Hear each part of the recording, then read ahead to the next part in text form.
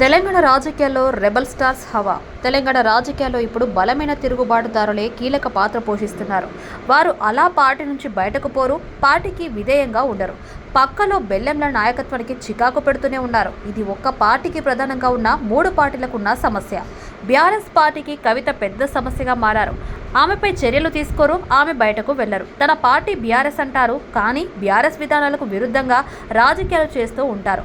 BC రిజర్వేషన్ల ordinance మోసమని BRS అంటే కాదు మంచిదేనని కవిత సంబరాలు చేసుకున్నారు. దీంతో బీఆర్ఎస్కు గడ్డు పరిస్థితి ఎదురైంది. కేటీఆర్ నాయకత్వాన్ని అంగీకరించే ప్రశ్నే లేదని బహిరంగంగా చెబుతున్నారు. కవితపై చర్యలు తీసుకుంటారని లీకులు ఇస్తున్నారు, కానీ అలాంటి ధైర్యం చేయలేకపోతున్నారు. అదే చేస్తే పార్టీ చీలిపోతుంది. ఇక కాంగ్రెస్ పార్టీలో రేవంత్కు వ్యతిరేకంగా బలమైన వర్గం ఏర్పడుతుంది. 10 ఏళ్లు ముఖ్యమంత్రి నినాదంపై కోమటిరెడ్డి రాజగోపాల్ రెడ్డి చేసిన వ్యాఖ్యలు దీనికి సంకేతం. ఆయన ఒక్కడే కాదు, కొంతమంది గ్రూపుగానే ఈ వ్యాఖ్యలు చేసి ఉంటారన్న అభిప్రాయం ఉంది. రేవంత్ రెడ్డిని కాదనే పరిస్థితి లేదని తెలిసినా తమ డిమాండ్లను పట్టించుకోవడం లేదని కొంతమంది అసంతృప్తిగానే ఉన్నారు. వీరు రాను రాను బలం పుంజుకునే అవకాశం ఉంది. ఇక బీజేపీలో బండి వర్సెస్ ఈటల రాజేందర్ గురించి చెప్పాల్సిన పని లేదు. వారి వ్యవహారం హైకమాండ్కు చేరింది.